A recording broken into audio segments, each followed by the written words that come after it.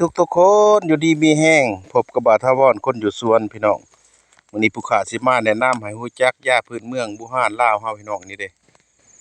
ต้นตาเสือเด้อพี่น้องเด้อนี่เป็นหญ้าสู้กำลังบำรุงกำลังเด้อพี่น้องเด้อได้ดีเด้อพี่น้องเด้อนี่แหละต้นตาเสือส่วนนี้เพิ่นก็สิเป็นหมากเป็นดอกนี่ใบเพิ่นก็สินุ่มๆไปสิเด้อพี่น้องเด้อนี่เด้นี่ทางหลังก็ได้สิเป็นจังซี่เด้อพี่น้องเด้อเป็นจังซี่แหละสีนุ่มๆ บำรุงกำลังสู้กำลังที่ประกอบเขาได้สุดยาบำรุงกำลังสู้กำลังแล้วก็มีทาใส่กับหมูกะ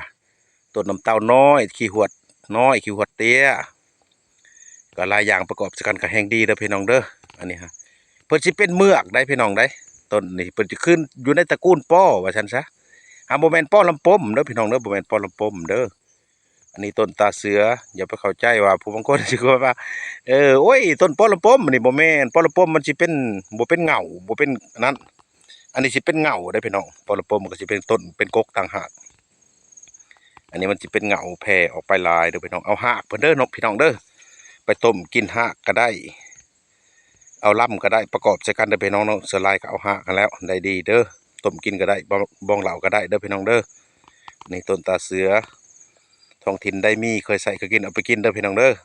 เพิ่นสิเป็นน้ำเป็นเมือกดอกต้นนี้เด้อลงไปแล้วก็เบิ่งในหากอันเป็นเมือกแล้วก็เป็นน้ำเด้อพี่น้องเด้อสิสวยบำรุงกำลังสู้กำลังเฮาได้ดีเด้อพี่น้องเด้อถ้าท้องถิ่นได้มีเอาไปใส่ไปกินลองเบิ่งเด้อพี่น้องเด้อนี่ฮะเพิ่นอยู่ในสุดบำรุงกำลังอันนี้ฮะแต่ว่าขาดบ่ได้ตัวนี้ฮะเด้อพี่น้องเด้อบ่าวทวันมาแนะนำมาแบ่งปันสิ่งดีๆให้พี่น้องปลูกนำกันเด้อพี่น้องเด้อช่วงนี้ก็เป็นหมากนี่เด้น้ำกินน้ำใส่ท้องถิ่นได้เคยใส่เคยกินแบบได้ก็ไม่บอกบ่อนเด้อพี่น้องเด้ออันนี้บ่เคยกินมาแต่เฒ่าพวกเฮากันก็สุดยอดนั่นแหละครับต้นตาเสือพี่น้องเอาไปใส่ให้เศร้าอยู่ดีมีจบพี่น้องร่ำรวยกันทุกคู่ทุกคนอยู่แห้งซะ